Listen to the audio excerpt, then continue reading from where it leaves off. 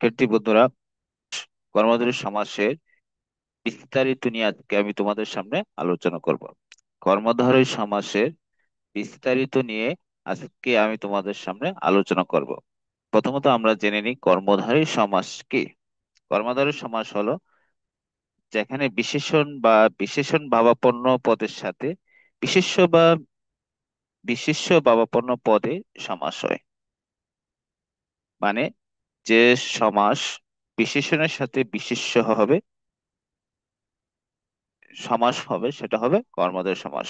আর কর্মধারয় সমাসের পর পদের অর্থই প্রধান রূপে প্রতীয়মান হয়, তাকে কর্মধারয় সমাস বলে। এখানে কর্মধারয় সমাস হবে পর পদ প্রধান হবে, এটা অবস্থা বা তুলনা বোঝাবে, সেটা হবে কর্মধারয় সমাস। যেমন নীল আকাশ, নীল যে আকাশ, মহাকীর্তি, মহান বা মহৎ যে কীর্তি, গোলাপ নামের ফুল, গোলাপ ফুল, যা কাঁচা তাই মিঠা, কাঁচা মিঠা। তা কর্মধারয় সমাস সর্বমোট 5 প্রকার। কর্মধারী সমাস সর্বমোট 5 প্রকার। যেমন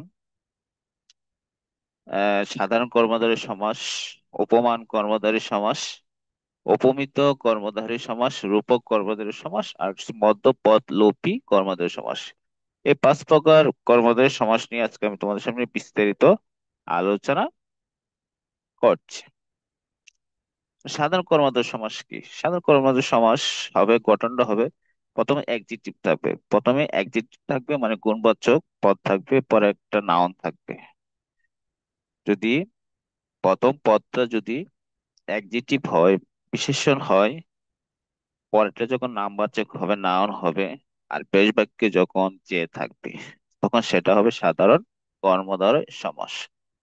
যেমন নীল যে আকাশ, নীল আকাশ, নীল একজেক্টিভ, আকাশ নাউন। তো প্রথমে আমি বলছিলাম যে সমাসে পূর্বপদ একজিটিভ হবে আর পরপদ হবে নাউন, তাহলে সেটা হবে কর্মধারয় সমাস। আর বেশ বাক্যে থাকবে যে মহাকীর্তি, মহাকীর্তি, মহান বা মহৎ যে কীর্তি, রাঙ্গা মাটি, রাঙ্গা যে মাটি, এখানে সেম রাঙ্গা একজিটিভ, মাটি নাউন, আর বেশ বাক্যে যে আছে, সেটা হবে সাধারণ কর্মধারয় সমাস। নব পৃথিবী, নতুন যে পৃথিবী। 2 নম্বর হবে নাউন প্লাস নাউন। আর যে সমাসে দুইটাই নাউন বোঝাবে, নাম বোঝাবে, সেটা হবে কর্মধারয় সমাস। কিন্তু এখানে বেশ বাক্যে থাকবে যিনি অথবা তিনি থাকবে, যিনি অথবা তিনি, যা তা। ব্যক্তির ক্ষেত্রে থাকবে যিনি তিনি থাকলে সেটা হবে কর্মধারয় সমাস, সাধারণ কর্মধারয় সমাস। আর যদি বস্তুর ক্ষেত্রে যা তা থাকে, বস্তুর ক্ষেত্রে যা তা থাকলে সেটা হবে কর্মধারয়, সাধারণ কর্মধারয় সমাস। যেমন উদাহরণ, বাবা, মা, বাবা হবে না, কারণ ভিন্ন ভিন্ন ব্যক্তি হতে হবে। যদি ভিন্ন ভিন্ন ব্যক্তি হয়, আর দুইটা পদে যখন নাউন হবে আর বেশ বাক্যে যখন যিনি তিনি থাকবে, সেটা হবে সাধারণ কর্মধারয় সমাস। যেমন জজ সাহেব, জজ সাহেব, তিনি জজ, তিনি সাহেব। চালাক চতুর, যে চালাক সে চতুর।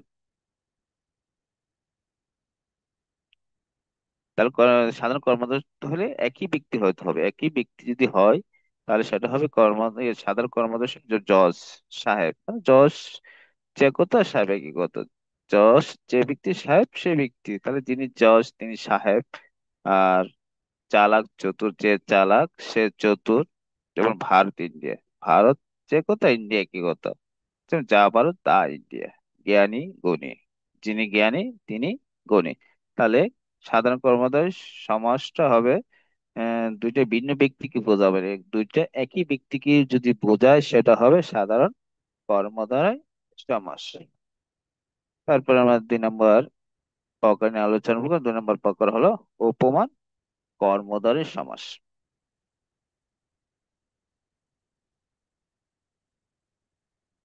উপমান অর্থ তুলনীয় বস্তু। উপমান অর্থ হলো তুলনীয় বস্তু। সাধারণ ধর্মবাচক পদের সাথে উপমান বাচক পদের যে সমাস হয় তাকে উপমান কর্মদ্বারে সমাস বলে।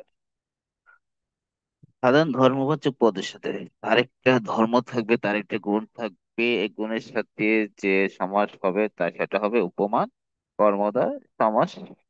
আর উপমান কর্মদ্বার সমাসে বেশ বাক্যে নেই থাকবে এবং নেই শব্দটি মাঝে থাকবে। উপমান কর্মদ্বার সমাসে মাঝে বেশ বাক্যে একটি নেই থাকে, আর নেইটি থাকবে শব্দের মাঝখানে থাকবে। যদি থাকে সেটা হবে উপমান কর্মদ্বারয় সমাস। যেমন যেমন উপমান ও আর উপমেয়ের একটি সাধারণ ধর্ম থাকবে। যেমন ভ্রমরের নেই কৃষ্ণ কেশ, ভ্রমর কৃষ্ণ কেশ। তাহলে এখানে বেশ বাক্য নেই, বাক্যের মাঝখানে রয়েছে। এখানে ভ্রমরের নেই কৃষ্ণ, এখানে ভ্রমর নেই কৃষ্ণ কেশ, ভ্রমর কৃষ্ণ। তাহলে এখানে উপমান অর্থ ধর্ম, তারপর উপমেয়।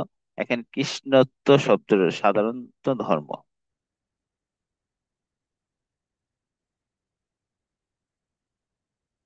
যেমন আরেকটা উদাহরণ, তুষারের নেই স্রব, তুষার স্রব।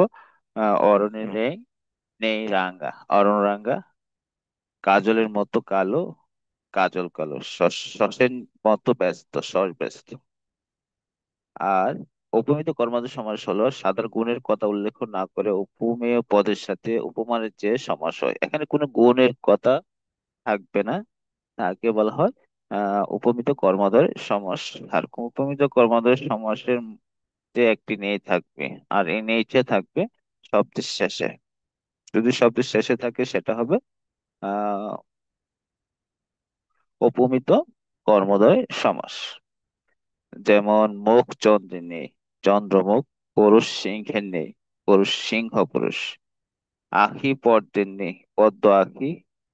ক্রতা অমৃতের নেই, কথা মৃত। তারপর পর কল্লবের নেই, পর কল্লব। চরণ কমলের নেই, চরণ কমল। অদর পল্লবের নেই, অদর পল্লব। তারপর একটা প্রকার হলো রূপক কর্মধারয় সমাস। রূপক হলো উপমান উপমেয়ের মধ্যে অভিন্নত বা কল্পনা করা হলে, উপমান আর উপমেয়ের মধ্যে অভিন্নতা কল্পনা করা হলে তাকে রূপক কর্মধারয় সমাস হয়। এখানে পূর্বপদ অ্যাবস্ট্রাক্ট নাউন হবে। অ্যাবস্ট্রাক্ট নাউন মানে পূর্বপদ রূপ থাকবে। কি থাকবে? রূপ থাকবে। যেমন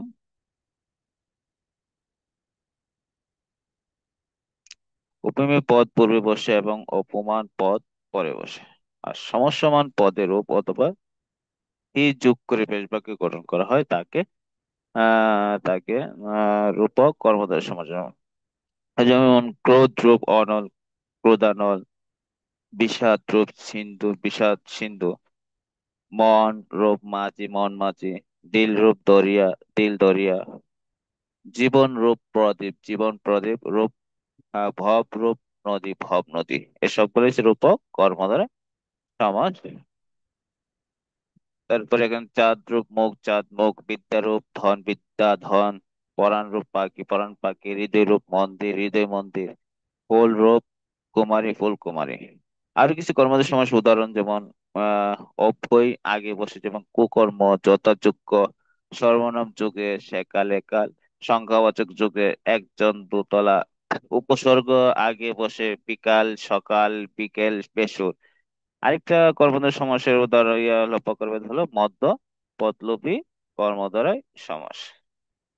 যে কর্মধারয় সমাসে বেশ বাক্যের মধ্যপদে লোপ হয় তাকে মধ্য পদলোপী কর্মধারয় সমাস বলে। যেমন সিংহ চিহ্নিত আসন, সিংহাসন। সাহিত্য বিষয়, সভা সাহিত্য বিষয়। এই ছিল আজকে কর্মধারয় সমাসের বিস্তারিত আলোচনা। সবাই ভালো থাকবে, সুস্থ থাকবে। আল্লাহ হাফেজ।